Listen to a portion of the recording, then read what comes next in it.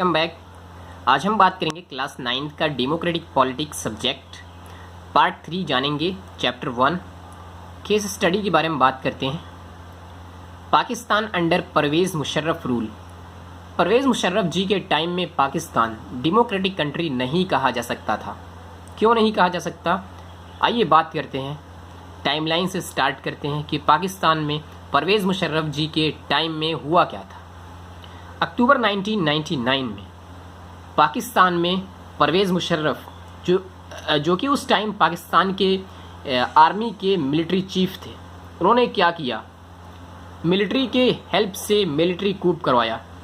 मतलब सेना के द्वारा वहाँ की सरकार को हटा दिया।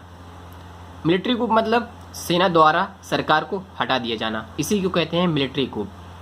और इसका जो कारण क्या हुआ, नतीजा क्या हुआ, ओवरथ्रू डेमोक्रेटिक गवर्नमेंट। और इस कूप की वजह से परवेज़ मुशर्रफ जी सफल हो गए वहाँ की डेमोक्रेटिक गवर्नमेंट को हटाने में।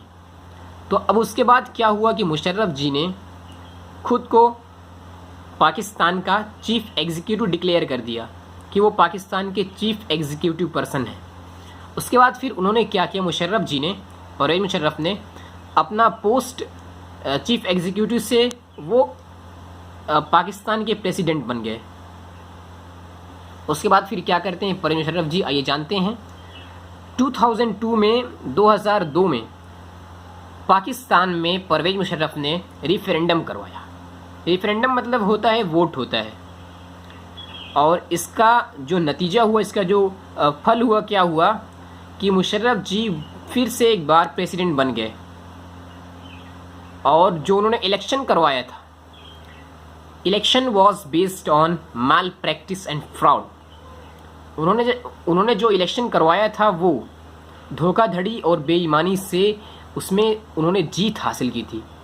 तो इसी वजह से पाकिस्तान परवेज़ मुशर्रफ जी के टाइम में डेमोक्रेटिक नहीं कहा जा सकता, क्योंकि उसमें इलेक्शन की जो क्राइटेरियाज़ हैं कि इलेक्शन फ्री एंड फेयर होने चाहिए, वो नहीं हुए थे।